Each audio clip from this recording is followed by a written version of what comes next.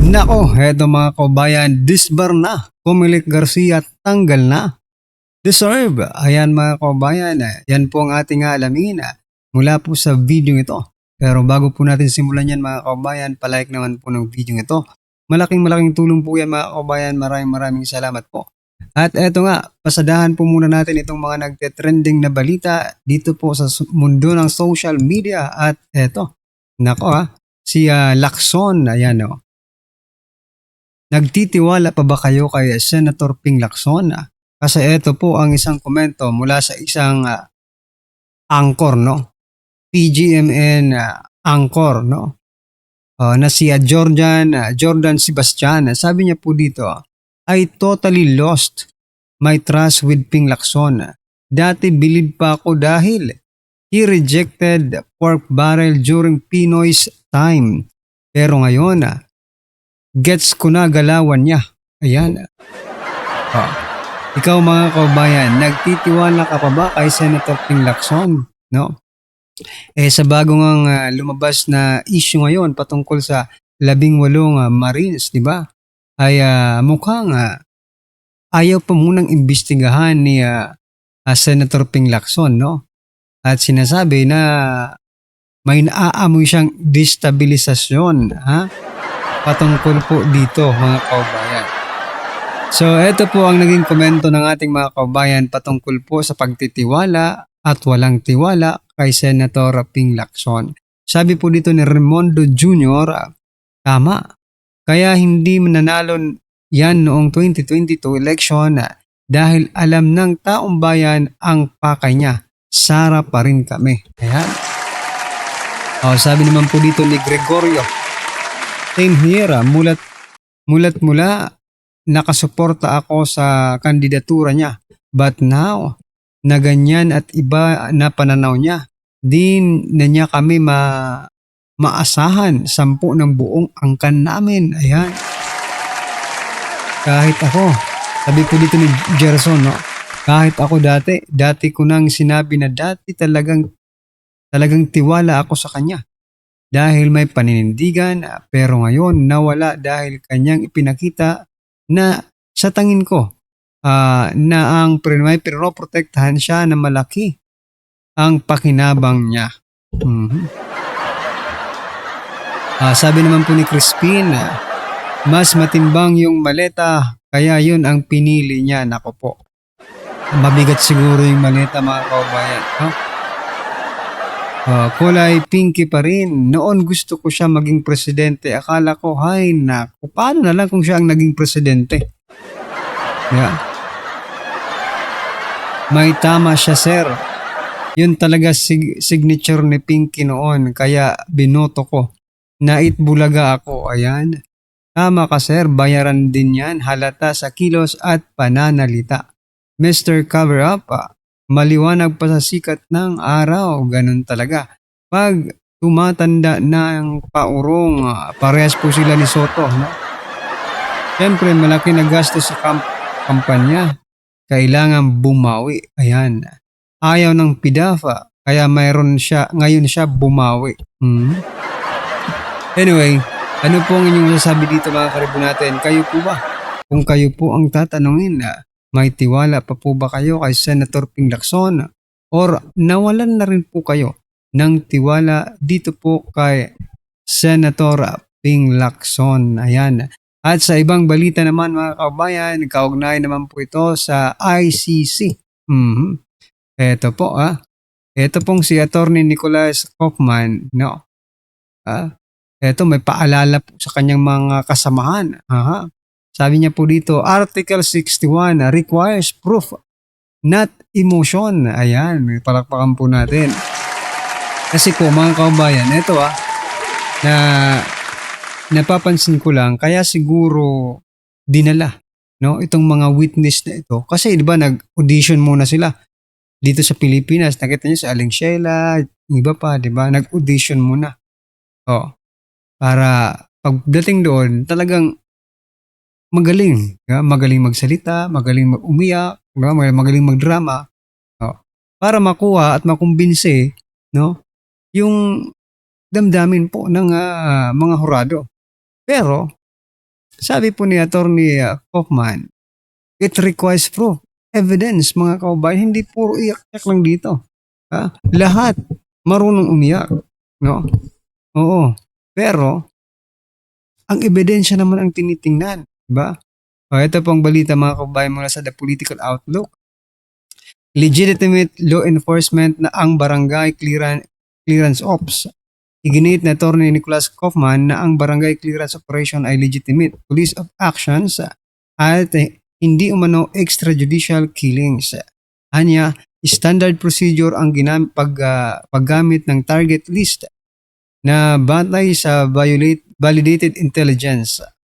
Habang karamihan ng mga insidente ay nagmula sa biglaang palitan ng putok na sumasailalim sa forensic at administrative review. Binigyan din niya ang prinsipyong in dubio pro reo. Kung may pagdududa, pabor ito sa akusado. Ayan mga kabayan, no? Requires proof. Ito po ang naging komento ng ating mga kababayan patungkol dito mga karibin natin, no? Kailangan. Sabi po dito, well done, no? Kaufman is more than a good lawyer. He is thorough and by the book. Correct. Agree. Nice kaayo, Attorney Kaufman. Ikaw mga kabayan, no? Mukhang may pag-asa tayo dito kay Kaufman. Matalino mga karibin natin at consistent po siya sa kanyang ginagawa. Ayan, maraming salamat po, Attorney Kaufman. At eto na nga mga kabayan, no? Si Comelec George Garcia disbar. Eto, dahil po ito doon sa akusasyon ng 18 Marines mga kabayan na ang Comelec ay tumanggap din po ng mali-maleta. Matinding kasalanan yan. Pagdating po sa Comelec. Ito, pakinggan po natin ito mga karibin natin. At kalampagin natin ang Supreme Court na sana ay tugunan yung disbarment case. Kasi pag na-disbar siya dyan, hindi na siya, matatanggal na siya bilang Comelec chairman. Kasi ang requirement ng Comelec chairman ay dapat abogado. So pag na-disbar siya dyan, matik tanggal siya dyan. Sasabihin ng iba, paano kung palitan din naman ng tuta ni Marcos? Oo, pero matatakot na yun. Kahit papaano, magkakaroon na yun ng takot. Kasi, remember, ang Comelec is, tatagal ito Hindi siya pwedeng tanggalin ng susunod na Pangulo. So tatagal to, aabot na to kay BP Sara Duterte. So malaking factor yon na baka matakot na siya, mag-ingat na siya, hindi na siya gumawa ng kalokohan. Di ba? Kita nyo naman mga kababayan, di ako nagsabi niya na yung mismong, yan tayo pupunta, mismong 18 na, ayan, basahin natin, Comelec Chairman George Garcia tumanggap din umano, allegedly, ng mali-maletang pera. Umani ng atensyon sa social media ang bahagi ng joint affidavit ng 18 na dating Marines na tumutukoy sa umano mga binigay ng maleta. Ito papakita ko sa inyo. Kasi napaka-importante nito. Kaya ako dito na sabi ko, grabe ito. Alam niyo kung bakit? Kasi may affidavit sila. At ito po ay detalyado. Hindi ito kwento. Sa matter pa kayo, no? Talagang ayan, ito yung number 34 doon sa may highlights. Nagkaroon ng 2 meeting si Zaldico at George Garcia sa Midas Hotel. Mga Brad, hindi ito kwento-kwento. Isipin nyo ito, detalyado ito, merong lugar. For sure ako, lahat ito nakuhanan na nilang ebidensya. Malamang sa malamang may video sila. Di ba sabi na nga nila may mga video sila? Sa bawat meetings na ito ay binigyan si Comelec Chairman Atty. Garcia ng tig-2 medium size na mga maleta o may kabuang 4 na maleta. Sana all. Ito pa, binabanggit pa dito, pinapalipat lamang ni Mark Tiksay at Paul Estrada ang mga maleta mula sa sasakyan naming papunta sa sasakyan ni Atty. George Garcia sa car park habang karamihan sa amin ay nakamasid lamang. If we really want to know the truth, if gusto din nating pasinungalingan ito, sa tingin ko handa silang harapin. Sabi nga nila, ito ang huling gerang aming haharapin. Handa nilang harapin ang husgado. Handa nilang harapin ang Senado. Kaya nga sana, buti na naman, meron ding sinampang hearing. Ito, pakita lang natin ta. Ito. Pinaimbestigahan ni Senadora Amy Marcos ang money delivery scheme umano na ilang dating sundalo na nagtrabaho kay dating Congressman Zaldico.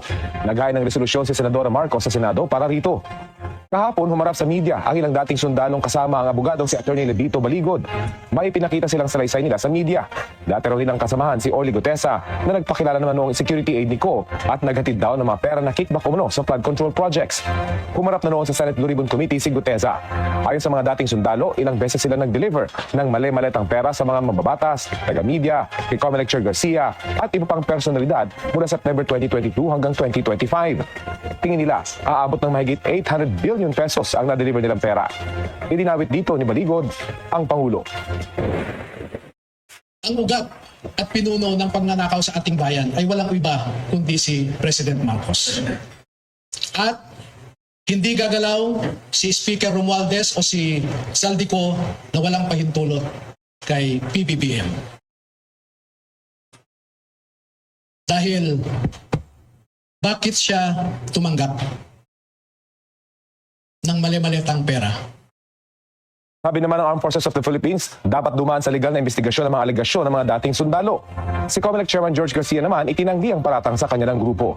Sinusubukan pa namin kunan ng pahayag ang Malacanang at iba pang nabang. So ito na nga, titingnan natin ngayon si Tuta Soto. Tuta Soto, kalampagin natin yung mga mga senador natin, lalong-lalo na si Tuta Soto dahil siya ang Senate President. At kung papayagan niya na magkaroon ng Senate probe dito sa 18 na Marines at siya maglalagay kung saan papasok komite yan baka naman ipasok din niya yan sa Blue Ribbon. Naku po, nandun yung kanyang partner na si Pinky Lacson. Alam mo naman si Pinky Lacson, tapang-tapangan lang yan, pero alam naman natin Pinky yan, si Lacson. Di ba? Hindi, alam nyo, ladies and gentlemen, dito natin malalaman. Kasi tandaan ninyo, kung ikaw yung Senate President, kung ikaw yung Senate President at sinabing ikaw mismo ay tumanggap. Sinabi yan Sinabi siya na tumanggap din siya. Nagdala rin siya.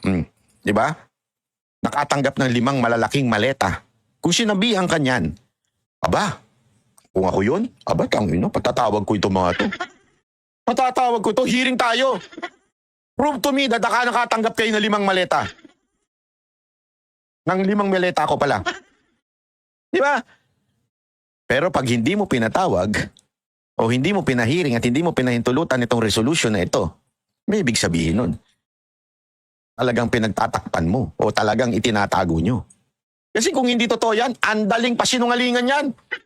Sabihan nyo ako na meron akong 5 asawa. Di ba? Halimbawa, may nagyaki sa akin. Banat Bay, meron ka daw 5 asawa at meron ka 5 anak na hindi sinusustentuhan. So, totoo mga kaubayan, di ba? Pero sabi nga po ni Senator Soto, hindi niya napapatulan itong mga akusasyon ng 18 Marines. Bakit hindi mo papatulan? Nakataya ang pangalan mo dyan. Once na hindi mo yan pinaimbestigahan, di ba? Ang iisipin po ng taong bayan, talagang totoo ito. Nakatanggap ka ng mali-malitang basura, di ba?